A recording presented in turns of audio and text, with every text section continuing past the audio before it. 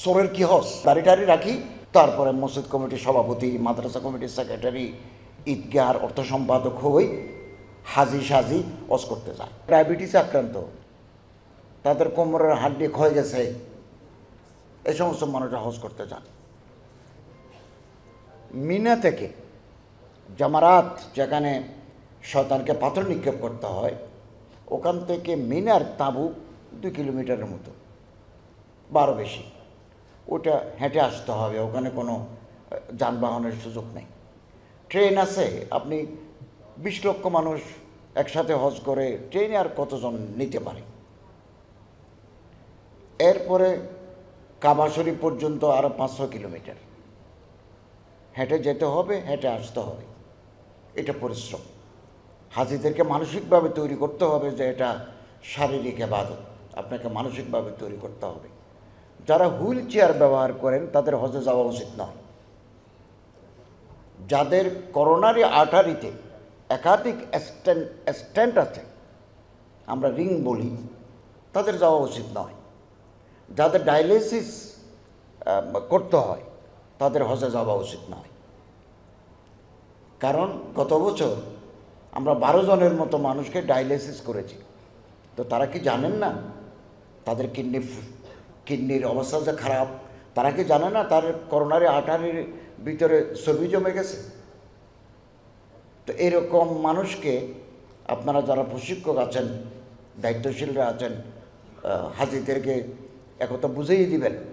আপনি বদলি হজ করান, আপনি অন্যজনের বদলে আরেকজনকে পাঠান, এবং কোনো ক্রমে লাগেজের ভিতরে সৌদি গভর্নমেন্ট, বাংলাদেশ গভর্নমেন্টের কাছে নিষিদ্ধ কোনো বস্তু যেন তারা বহন না করেন। একবার এক হাজি 25টা, এক হাজি না কয়েকজন হাজির লাগেজের ভিতরে 25টা লাগেজের ভিতরে জর্দা পাওয়া গেল। জর্দা আমাদের দেশের আইনে মাদক নয়, মাদকের অন্তর্ভুক্ত নয়, কিন্তু সৌদি গভর্নমেন্ট জর্দাকে মাদক হিসেবে তারা চিহ্নিত করে। এই নিয়ে অনেক টানা পড়েন। আমরা ওই লাইসেন্স স্থগিত করেছি কত। অতএব আরও একটা কথা বলতে হবে, আমাদের দেশের কিছু মানুষ কোনো হাজির সাহেবটা প্যাকেট দেয় যে এটা একটু আমার অমুককে দিবে, ওই প্যাকেটের ভিতরে আছে ইয়াবা। এরকম ঘটনা ঘটছে। অতএব অপরিচিত অজানা কোনো মানুষের কোনো পণ্য কোনো হাজি বহন করবেন না। যদি করে থাকেন, he or she will be liable for that consequences. এই পরিণতির জন্য তারা দায়ী থাকবে। বাংলাদেশ থেকে যে কোনো উমরা হাজি অথবা হাজি সাহেব সৌদি আরবের মাটিতে পা রাখার সাথে সাথে সৌদি গভর্নমেন্ট বাংলাদেশ গভর্নমেন্টকে এর জন্য দায়ী করে। তার দেখভাল, তার সুস্থতা, তার মুভমেন্ট, এগুলোর জন্য তারা বাংলাদেশ হজ মিশনের সাথে যোগাযোগ রাখে। অতএব তার যে কোনো দায়ভার আমাদেরকে নিতে হয়। অতএব এমন কোনো পণ্য অপরিচিত মানুষের পণ্য নেবে না। আমার কাছে অনেকে আসছেন, এভাবে নিয়ে গেছে, এটা ইয়াবা জাতীয় জিনিস। এখন সৌদি আইন করা, কিছু করার নেই। এখন কালও মন্ত্রী পরিষদের বৈঠকে আলোচনা হয়েছে, আরব আমিরাত, সৌদি আরবে হাজার হাজার মানুষ জেলে। তো তারা ওই দেশের আইন ভঙ্গ করেছে। এখন আমার দেশের রাষ্ট্রপ্রধান বা সরকার প্রধান ওখানে ফোন করে কী হবে? পররাষ্ট্র উপদেষ্টা বললেন যে আমি খুব লজ্জিত, আমার দেশের মানুষরা বিদেশে গিয়ে কোনো নর্মস তারা মানে না। ওটা তো ওই দেশের আইন কানুন মানতে আমি বাধ্য। বিশ্ববিখ্যাত আলেম, স্কলার, বিচারপতি তকি উসমানী সাহেব একটা ফতোয়া আছে, পাসপোর্টে যখন কোনো দেশের স্ট্যাম্প লাগে, পাসপোর্ট যখন ভিসা যখন ইস্যু হয়, ওই দেশের আইন কানুন বিধি বিধান আমি আইনত ধর্মত মানতে বাধ্য। অস্ট্রেলিয়ার ভিসা যদি লাগে তাহলে অস্ট্রেলিয়ার ফৌজদারি বিধিবিধান আমি মানতে, ওখানকার নিয়ম কানুন মানতে আমি আইনত বাধ্য, নাহলে আমি যাবো না, মানতে বাধ্য। সৌদি আরবের যে আইন আছে এগুলো আমাদের মেনে চলতে হবে।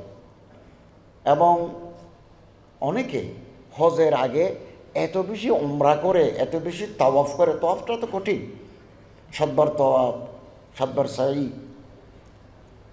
এগুলো করতে করতে হজের আগে উনি অসুস্থ হয়ে পড়েন। তো যে কাজে গেছেন ওই কাজটাকে গৌণ মনে করে তাওয়াফকে সাইকে মুখ্য মনে করলেই আসল উদ্দেশ্য ব্যাহত হয়ে যাবে। এবং আমি সবসময় বলে থাকি হজ একটি পবিত্র ইবাদত, হজ্জাতুল মাবরুর লাইসা লাহু জাযা ইল্লাল জান্নাহ। যার হজ আল্লাহর দরবারে কবুল হয়েছে তার জন্য বদলা হচ্ছে বেহেশত। আর আমরা যে উমরা করব আগে পরে গিয়ে বাইনাল উমরাতাইন কাফারাতুল লিমা বাইনাহুমা, 2 উমরার মাঝখানে যত পাপ আল্লাহ তাআলা সেগুলো মাফ করে দেন। এটা পবিত্র ইবাদত।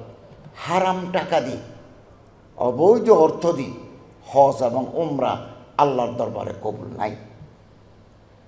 একথা আপনারা যারা প্রশিক্ষণার্থীকে বলবেন আপনি যে ওখানে টাকা খরচ করবেন, ইট মাস্ট বি লফুল,